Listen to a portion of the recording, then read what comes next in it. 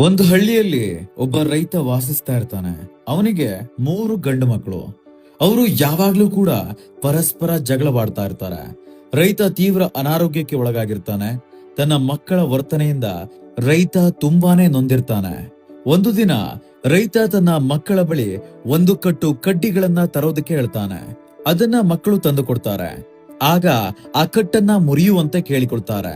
ಅವರು ತಮ್ಮ ಕೈಲಾದಷ್ಟು ಪ್ರಯತ್ನಿಸಿದ್ರು, ಆದ್ರೆ ಅವರಿಂದ ಮುರಿಯೋದಕ್ಕೆ ಸಾಧ್ಯವಾಗುವುದೇ ಇಲ್ಲ. ನಂತರ ರೈತ ಕಡ್ಡಿಗಳ ಕಟ್ಟನ್ನ ಬಿಚ್ಚೋದಕ್ಕೆ ಹೇಳ್ತಾನೆ. ಕಡ್ಡಿಗಳನ್ನ ಮತ್ತೊಮ್ಮೆ ಮುರಿಯೋದಕ್ಕೆ ಹೇಳ್ತಾನೆ. ಮಕ್ಕಳು ಅವುಗಳನ್ನ ಸುಲಭವಾಗಿ ಮುರಿತಾರೆ. ಆಗ ರೈತನ್ ಹೇಳ್ತಾನೆ, ನಾವು ಒಗ್ಗೂಡಿ ಇದ್ರೆ ನಮ್ಮನ್ನ ಮುರಿಯೋದಕ್ಕೆ ಯಾರಿಗೂ ಕೂಡ ಆಗೋದಿಲ್ಲ, ಮತ್ತು ನಾವು ಒಗ್ಗೂಡಿ ಇರದಿದ್ರೆ ನಮ್ಮ ಏಕತೆಯನ್ನ ಯಾರು ಕೂಡ ಮುರಿಬಹುದು ಅಂತ ಹೇಳ್ತಾರೆ. ಅವರ ಮಕ್ಕಳು ತಮ್ಮ ಪಾಠವನ್ನ ಕಲಿತಾರೆ ಮತ್ತು ಶಾಂತಿಯಿಂದ ಬದುಕೋದಕ್ಕೆ ಪ್ರಾರಂಭಿಸ್ತಾರೆ. ಅದಕ್ಕೆ ಹೇಳೋದು, ಕೂಡಿ ಬಾಳಿದರೆ ಸ್ವರ್ಗ ಸುಖ ಅಂತ. ಒಂದು ತೀವ್ರ ಚಳಿಗಾಲದ ಬೆಳಗ್ಗೆ ಅಕ್ಬರ್ ತನ್ನ ಅರಮನೆಯ ಬಾಲ್ಕನಿಯಲ್ಲಿ ನಿಂತು ಹಿಮದಂತೆ ತಣ್ಣನೆಯ ಕೆರೆಯನ್ನು ನೋಡುತ್ತಿದ್ದ. ಆಗ ಅವರು ಸಭಿಕರ ಕಡೆ ತಿರುಗಿ, ಈ ಕೆರೆಯೊಳಗೆ ಇಡೀ ರಾತ್ರಿ ನಿಂತು ಬೆಳಗ್ಗೆಯವರೆಗೆ ಉಳಿಯಬಲ್ಲವರು ಯಾರಾದರೂ ಇದ್ದಾರೆಯೇ ಎಂದು ಕೇಳಿದರು. ಎಲ್ಲರೂ ಒಂದೇ ಧ್ವನಿಯಲ್ಲಿ, ಅದು ಅಸಾಧ್ಯ ಮಹಾರಾಜ ಎಂದು ಉತ್ತರಿಸಿದರು. ಅಷ್ಟರಲ್ಲಿ ಅಲ್ಲಿದ್ದ ಒಬ್ಬ ಬಡ ವೃದ್ಧ ಮುಂದೆ ಬಂದು ಕೈಮುಗಿದು, ಮಹಾರಾಜ, ನನಗೆ ಅವಕಾಶ ನೀಡಿ. ನಾನು ಯಶಸ್ವಿಯಾದರೆ ನನ್ನ ಕುಟುಂಬದ ಕಷ್ಟಗಳು ದೂರವಾಗುತ್ತವೆ ಎಂದನು. ಅಕ್ಬರ್ ಅವನ ಧೈರ್ಯವನ್ನು ನೋಡಿ, ಸರಿ, ನೀನು ಇಡೀ ರಾತ್ರಿ ಕೆರೆಯೊಳಗೆ ನಿಂತು ಬೆಳಗ್ಗೆಯವರೆಗೆ ಉಳಿದರೆ ನಿನಗೆ 100 ಚಿನ್ನದ ನಾಣ್ಯಗಳನ್ನು ಬಹುಮಾನವಾಗಿ ಕೊಡುತ್ತೇನೆ ಎಂದರು. ಆ ರಾತ್ರಿ ಕಾವಲುಗಾರರ ಕಣ್ಗಾವಲಿನಲ್ಲಿ ವೃದ್ಧ ಕುತ್ತಿಗೆಯವರೆಗೆ ತಣ್ಣನೆಯ ನೀರಿನಲ್ಲಿ ನಿಂತನು. ಚಳಿಯಿಂದ ಅವನ ದೇಹ ನಡುಗುತ್ತಿತ್ತು. ದೂರದಲ್ಲಿದ್ದ ಅರಮನೆಯ ಮೇಲಿನ ಒಂದು ಸಣ್ಣ ಎಣ್ಣೆ ದೀಪದ ಬೆಳಕನ್ನು ನೋಡುತ್ತಾ ಧೈರ್ಯದಿಂದ ರಾತ್ರಿ ಕಳೆಯುತ್ತಿದ್ದ. ಬೆಳಗ್ಗೆ ಅವನು ಯಶಸ್ವಿಯಾಗಿ ಸವಾಲನ್ನು ಪೂರ್ಣಗೊಳಿಸಿ ಅರಮನೆಗೆ ಬಂದನು. ಆದರೆ ಕಾವಲುಗಾರರು, ಇವನು ದೂರದಲ್ಲಿದ್ದ ದೀಪದ ಬೆಳಕಿನಿಂದ ಬೆಚ್ಚಗಾಗಿದ್ದಾನೆ, ಆದ್ದರಿಂದ ಬಹುಮಾನಕ್ಕೆ ಅರ್ಹನಲ್ಲ ಎಂದು ಹೇಳಿದರು. ಅಕ್ಬರ್ ಕೂಡ ಅವರ ಮಾತನ್ನು ನಂಬಿ ಬಹುಮಾನ ನಿರಾಕರಿಸಿದರು. ವೃದ್ಧ ನಿರಾಶೆಯಿಂದ ಹೊರಟನು. ಈ ವಿಷಯ ಬೀರ್ಬಲ್ ಅವರಿಗೆ ತಿಳಿಯಿತು.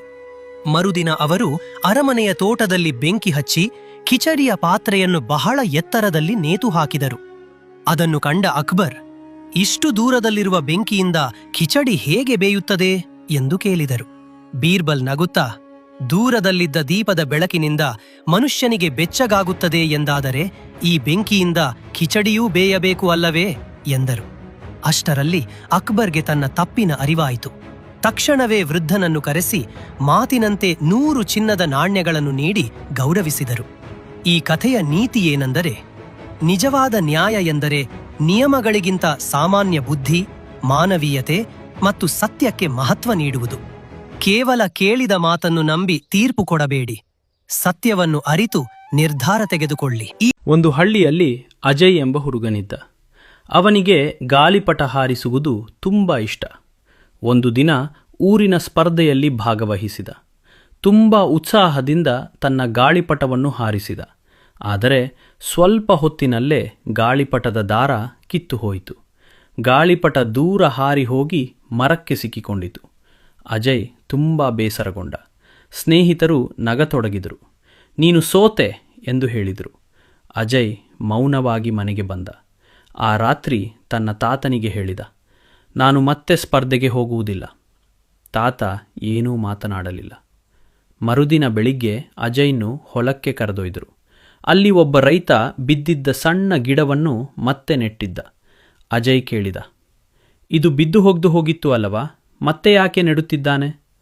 ತಾತ ನಗುತ್ತಾ ಹೇಳಿದರು, ಅದು ಬಿದ್ದಿದೆ, ಆದರೆ ಬೆಳೆಯುವುದನ್ನು ನಿಲ್ಲಿಸಿಲ್ಲ. ಅಜಯ್ ಆ ಮಾತನ್ನು ಮನಸ್ಸಿನಲ್ಲಿ ಇಟ್ಟುಕೊಂಡ. ಮುಂದಿನ ಸ್ಪರ್ಧೆಗೆ ಹೊಸ ಗಾಳಿಪಟ ತಯಾರಿಸಿದ. ಈ ಬಾರಿ ಇನ್ನಷ್ಟು ಅಭ್ಯಾಸ ಮಾಡಿದ. ಕೆಲ ವಾರಗಳ ನಂತರ ಮತ್ತೆ ಸ್ಪರ್ಧೆ ಬಂತು. ಅದೇ ಜನ, ಅದೇ ಮೈದಾನ, ಆದರೆ ಬೇರೆ ಅಜಯ್.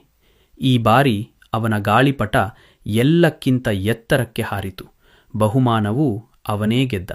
ಜನರು ಚಪ್ಪಾಳೆ ತಟ್ಟಿದರು. ಅಜಯ್ ತಾತ ಕಡೆ ನೋಡಿದ. ತಾತ ದೂರದಿಂದ ನಗುತ್ತಿದ್ದರು. ಆ ದಿನ ಅವನಿಗೆ ಅರ್ಥವಾಯಿತು. ಸೋಲು ಅವನನ್ನು ನಿಲ್ಲಿಸಿರಲಿಲ್ಲ, ಅವನೇ ನಿಲ್ಲಿಸಲು ಹೊರಟಿದ್ದ. ನೀತಿ: ಸೋಲು ಅಂತಿಮವಲ್ಲ, ಮತ್ತೆ ಎದ್ದು ನಿಲ್ಲದಿರುವುದೇ ಅಂತಿಮ. ಒಂದು ಹಳ್ಳಿಯಲ್ಲಿ ಒಬ್ಬ ವೃದ್ಧ ರೈತನಿದ್ದ. ಒಂದು ದಿನ ಅವನು ತನ್ನ ಕೈಯಲ್ಲಿ ಒಂದು ಚಿಕ್ಕ ಬೀಜವನ್ನು ಹಿಡಿದು ನಗುತ್ತಿದ್ದ. ಅದನ್ನು ನೋಡಿದ ಒಬ್ಬ ಬಾಲಕ ಕೇಳಿದ, ಇಷ್ಟು ಚಿಕ್ಕ ಬೀಜದಿಂದ ಏನಾಗುತ್ತದೆ? ರೈತ ಏನೂ ಹೇಳದೆ ಆ ಬೀಜವನ್ನು ಹೊಲದಲ್ಲಿ ನೆಟ್ಟನು. ಮಳೆ ಬಂತು. ಬೀಜ ಮಣ್ಣಿನೊಳಗೆ ಕಾಣೆಯಾಯಿತು. ಕೆಲವು ದಿನಗಳ ನಂತರ ಒಂದು ಪುಟ್ಟ ಮೊಳಕೆ ಹೊರಬಂತು. ಒಂದು ದಿನ ಭಾರೀ ಗಾಳಿ ಮತ್ತು ಮಳೆ ಬಂತು. ಮೊಳಕೆ ಬಗ್ಗಿತ್ತು, ಆದರೆ ಮುರಿಯಲಿಲ್ಲ. ವರ್ಷಗಳು ಕಳೆದವು. ಅದೇ ಮೊಳಕೆ ಇಂದು ದೊಡ್ಡ ಮರವಾಯಿತು. ಪಕ್ಷಿಗಳು ಅದರಲ್ಲಿ ಗೂಡು ಕಟ್ಟಿದವು. ಪ್ರಯಾಣಿಕರು ಅದರ ನೆರಳಿನಲ್ಲಿ ವಿಶ್ರಾಂತಿ ಪಡೆದರು. ಆಗ ರೈತ ಆ ಬಾಲಕನಿಗೆ ಹೇಳಿದ, ಯಶಸ್ಸು ಒಂದು ದಿನದಲ್ಲಿ ಬೆಳೆಯುವುದಿಲ್ಲ. ಸಣ್ಣ ಪ್ರಯತ್ನಗಳು, ತಾಳ್ಮೆ ಮತ್ತು ನಿರಂತರ ಶ್ರಮವೇ ದೊಡ್ಡ ಯಶಸ್ಸಿನ ಬೀಜ. ನೀತಿ: ತಾಳ್ಮೆಯಿಂದ ಮಾಡಿದ ಸಣ್ಣ ಪ್ರಯತ್ನಗಳು ಒಂದು ದಿನ ದೊಡ್ಡ ಯಶಸ್ಸಾಗಿ ಬೆಳೆಯುತ್ತವೆ.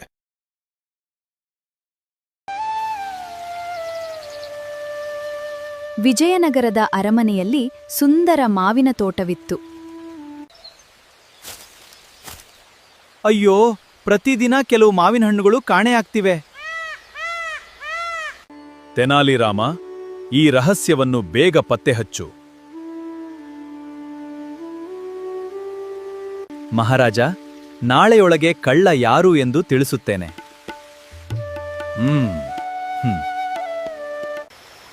ಆ ರಾತ್ರಿ ತೆನಾಲಿರಾಮ ಒಂದು ಚಾಣಾಕ್ಷ ಯೋಜನೆ ಮಾಡಿದ. ಈಗ ಬೆಳಿಗ್ಗೆ ಸತ್ಯ ಹೊರಬರ್ತದೆ.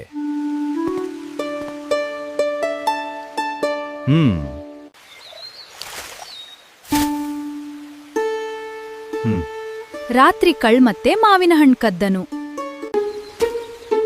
ಯಾರಿಗೂ ಗೊತ್ತಾಗೋದಿಲ್ಲ.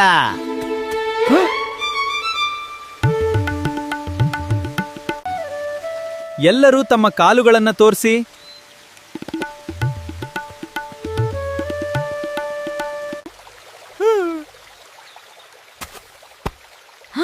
ಒಬ್ಬನ ಕಾಲಿನಲ್ಲಿ ಮಾತ್ರ ಬಣ್ಣದ ಪುಡಿ ಇತ್ತು. ಹಾಗಾದ್ರೆ ಕಳ್ಳ ನೀನೇ.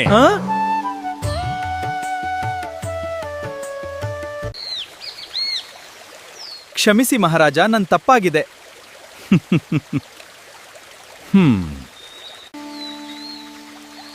ಶಭಾಷ್ ತೆನಾಲಿರಾಮ.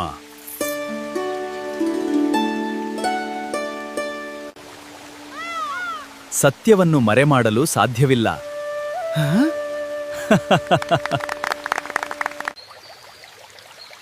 ನೀತಿ: ನೀತಿ ಪ್ರಾಮಾಣಿಕತೆ ಯಾವಾಗ್ಲೂ ಗೆಲ್ಲುತ್ತದೆ.